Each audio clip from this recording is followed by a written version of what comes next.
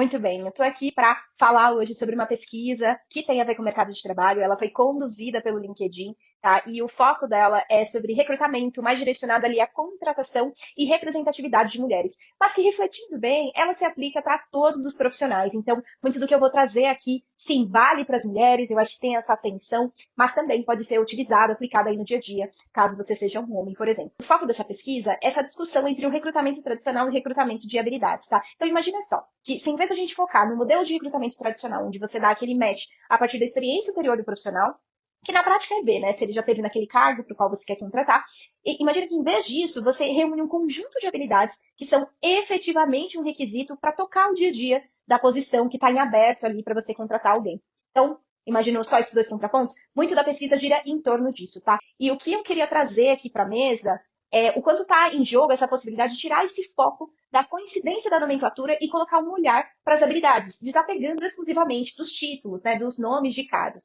E eu queria trazer aqui algumas considerações sobre essa ideia que a pesquisa trouxe e que pode, eventualmente, até fazer com que você revisite características no seu próprio perfil, ou, se você for um recrutador, da maneira que você percebe o currículo de um profissional. Vamos lá?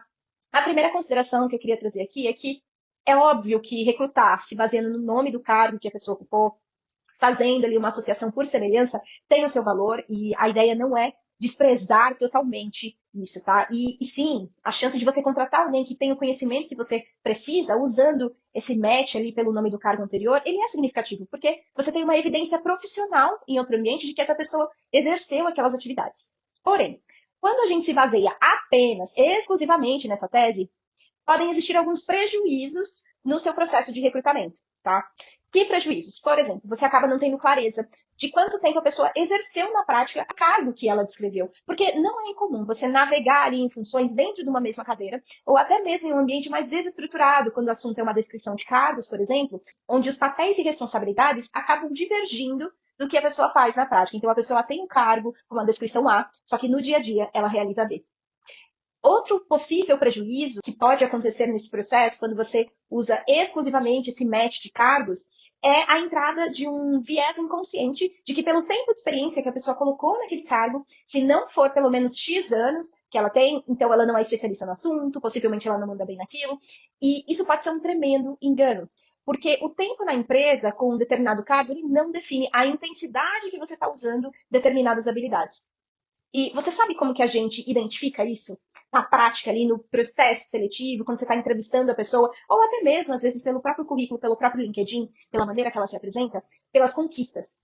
A depender das conquistas que ela listou no perfil ou na própria entrevista com você, você vai conseguir mensurar quais foram as habilidades utilizadas, se aquele resultado é relevante ou não, até pelo tipo de entrega que você espera que ela realize na empresa. E então, quando a pessoa ela expõe essas evidências, significa que sim, ela tem propriedade para trazer aquilo e tem a destreza para performar bem naquela posição que você está trazendo. Então, isso acaba tendo muito mais força e valor, relevância mesmo, do que a pessoa simplesmente dizer que tem X anos de experiência no cargo XYZ. Faz sentido? Agora eu quero trazer uma segunda consideração, tá? Sobre você considerar ali um modelo de recrutamento exclusivamente tradicional. Você pode deixar de fora profissionais que são altamente engajados e autodidatas, com os requisitos que você está buscando para a vaga. Isso acontece quando você eventualmente despreza alguém por não ter aquele cargo semelhante, né? Então você não usa o princípio de habilidades, usa só o do match ali do cargo, ou ainda que tenha um cargo semelhante. Mas se a pessoa ela nunca trabalhou em empresa, nunca foi ali 100% do corporativo, sempre atuou como autônomo, como empresário, por aí vai, você acaba desconsiderando também. Até porque a gente consegue fazer esse tipo de filtragem na hora de buscar profissionais em plataformas como o LinkedIn e outras. Então, acaba tendo um pouco desse viés também. Então, esse viés ele pode existir e trazer prejuízos no seu processo de recrutamento. E falando a real, esse é um dos tabus que a gente enfrenta em processos seletivos. Por isso que é de suma importância que você dê detalhes do que você realiza, dos seus resultados, porque essa clareza, ela pode sim ser uma forma do recrutador abdicar um pouquinho desse viés inconsciente de que por você não ter uma experiência exclusivamente corporativa, você não é o melhor candidato para aquela posição. Então, veja também, caso você não seja um recrutador, e sim um profissional que está buscando uma oportunidade, uma forma de buscar dar mais detalhes, comprovação de resultados do que você fez, quando o nome do cargo não é suficiente para você ser escolhido no processo, tá? E trazendo aqui uma terceira consideração a respeito dessa pesquisa, é que você é que você também pode incorrer no prejuízo de desprezar profissionais que estão em transição de carreira e que têm ali uma alta disposição e interesse na área que você precisa, que você está recrutando. Com isso, você acaba tendo um risco de contratar um profissional experiente, mas que está beirando a insatisfação com o que faz ali no dia a dia, porque ele se sente sem desafios, exercendo as mesmas coisas, sente que não tem nada novo ali, então acaba ficando num marasmo e que na prática ele só está mudando de CNPJ, em vez de você eventualmente contratar um profissional que está em transição, então que está com aquela sede, aquela gana para aprender e crescer na área.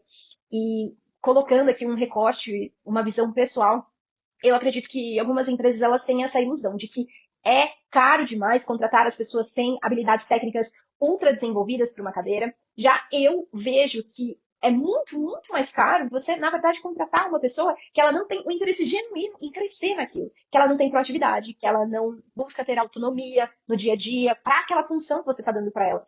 Porque ela quer fazer um bom trabalho, porque ela quer colher os frutos para isso. E eu coloco dessa forma porque o técnico, a liderança, a empresa, eles conseguem suprir com o desenvolvimento.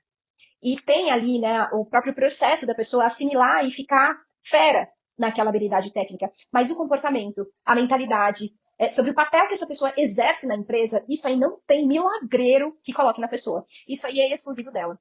Por mais que você dê espaço, que você dê benefício, que você faça feedback, que você faça isso, aquilo, outro e tal, tem um limite, existe uma fronteira onde a pessoa vai ter que fazer a parte dela. E a primeira parte dela é decidir se ela está afim, se ela está engajada com aquela responsabilidade ou não. E isso você não implanta. Simplesmente nasce na pessoa ou ela não engaja de nenhuma forma e vai precisar sim, em algum momento, procurar outra oportunidade. Então, voltando aqui, quando a gente pensa no processo seletivo tradicional, a experiência anterior ela é o principal foco. Ou seja, se você já ocupou um cargo semelhante ao da vaga, você tem mais chances. Né? Então, a pesquisa ela começou com esse viés. E aí ela trouxe esse contraponto, que o recrutamento por habilidades, ele olha para o que a pessoa sabe fazer, e não apenas para onde ela já trabalhou. E isso acaba abrindo oportunidades para quem tem as competências certas, mesmo que venha de uma outra área.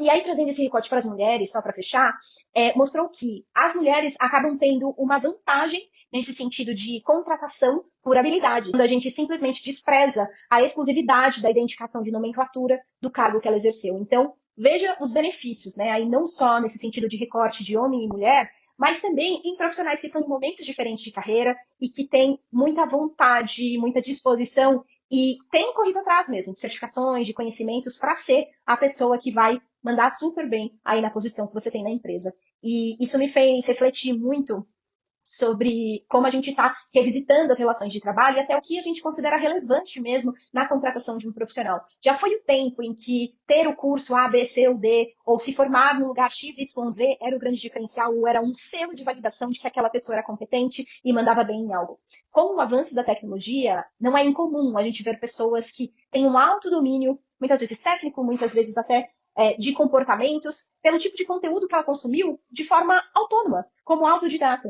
E muitas vezes ela nem tem uma experiência corporativa ou não tem uma experiência muito extensa no mundo corporativo, mas já tem muita destreza, muito treino pelo tipo de conteúdo e de desafio que ela se expõe, mesmo em um contexto pessoal. Então, quanto mais a gente olha para o processo de escolha de um profissional para uma atividade, seja no âmbito PJ, no âmbito CLT, focado no que aquela pessoa está se engajando, buscando crescer, se desenvolver, e menos ali nas nomenclaturas que o currículo dela carrega, eu acho que mais ganha-ganha vai ser essa relação entre quem está ali disponível para ser contratado e a empresa, a figura que está querendo contratar.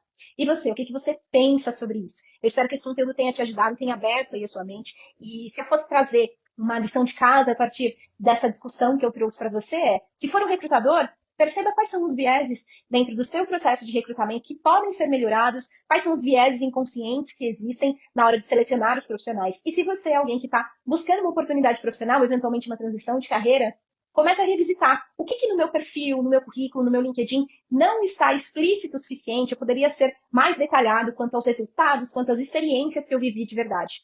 Para quê? Para que esse casamento de habilidades seja mais evidente e que a gente não fique refém apenas da nomenclatura do cargo. Tá bom? Muito obrigada por assistir esse conteúdo e até a próxima.